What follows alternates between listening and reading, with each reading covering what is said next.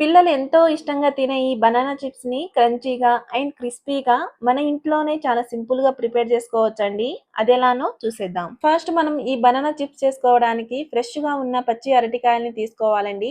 ఇప్పుడు వీటి తొడిమల్ని ఈ విధంగా కట్ చేసుకున్నాక, ఈ అరటికాయల్ని మధ్యలో ఘాట్లు పెట్టుకొని తొక్కను మొత్తం నీట్‌గా తీసేయాలండి. చూడండి ఈ విధంగా తొక్కను తీసేశాక, ఇప్పుడు వీటిని 10 మినిట్స్ వరకు వాటర్‌లో నానబెట్టుకోవాలండి. ఇలా నానబెట్టడం వల్ల ఫ్రెష్‌గా ఉంటాయి. ఇప్పుడు ఒక బౌల్ తీసుకొని అందులోకి 1 టేబుల్ స్పూన్ పసుపు, 1 టేబుల్ స్పూన్ సాల్ట్ అండ్ కొద్దిగా వాటర్‌ని పోసుకొని ఈ విధంగా కలుపుకొని పక్కన పెట్టుకోవాలండి. ఇప్పుడు ఒక కడాయి తీసుకొని అందులోకి డీప్ ఫ్రైకి సరిపడా ఆయిల్‌ని వేసుకోవాలి. ఆయిల్ హీట్ అయ్యాక చిప్స్ స్లైసర్‌ని తీసుకొని ఈ విధంగా అరటికాయని కొంచెం క్రాస్‌గా పట్టుకొని నూనె పైనే తురుముకోవాలండి.